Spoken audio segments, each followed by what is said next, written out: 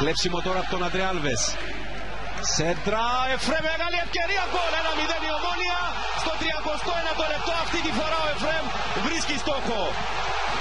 Από την πολύ ωραία σέντρα του Βραζιλιάνου του Άλβες.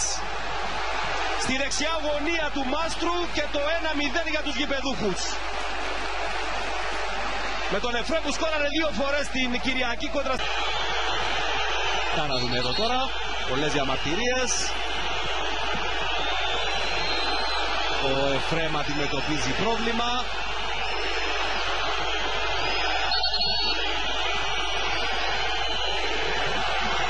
Τώρα στέκεται στα πόδια του.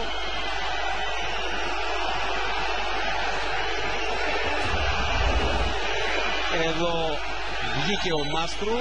Όχι, αυτός πέφτει πάνω στον Εφρέμ. Ο Μάστρου καθαρά πέφτει πάνω στον Εφρέμ. Δεν έχει 1-3.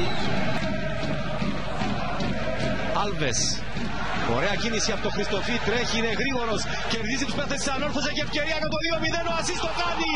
Στο 61ο λεπτό η Ομόνοια φτάνει σε δεύτερο γκολ με τον Πορτογάλο. Από μια εξαιρετική κίνηση του Χριστοφή. Κέρδισε στο σπριντ 2 παίκτες της Ανόρθωσης. Γύρισε και ο Νούνο Ασίς από κοντά νίκησε τον Μάστρου. Η Ομόνοια επιτίθεται με τον Ασίς. Χριστοφή, περιμένουν 2, είναι ο Σκέμπρη και ο Φρέτη, πάει μπάλα στο Φρέτη, το σούτ στην κίνηση, γκολ 3-0. Στο 81ο λεπτό η Ομόνοια φτάνει σε τρίτο γκολ και πλέον είναι μία ανάσα από την πρόκριση. Το γκολ από τον Φρέτη, από το γύρισμα με ένα άψογο πλασέ σούτ έστειλε την μπάλα στα δίκτυα του Μάστρου. Και βάζει τη μάσκα εδώ για να πανηγυρίσει ο Φρέτη, τον οποίο έληξε στο παιχνίδι ο Σαβεύσκι για αυτό ακριβώς το λόγο, για να κάνει την τρίτη και τελευταία ζημιά στην Ανόρθωση. 3-0.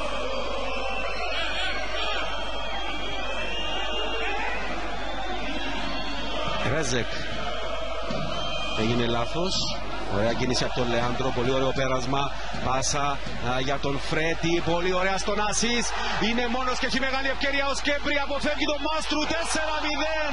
Διαστάσεις τριάμβου στη νίκη της Ομόνοιας, νίκη πρόκριση με αυτό το σκορ, με αυτό το γκολ που σημειώνει ο Μαλτέζος στο 103. 4-0, μια μεγάλη εμφάνιση και μια μεγάλη νίκη για την Ομόνοια. Με το αποτέλεσμα αυτό βεβαίως πλέον δεν υπάρχει καμία αμφιβολία ότι είναι στον επόμενο γύρο, είναι πλέον στην ημιτελική φάση.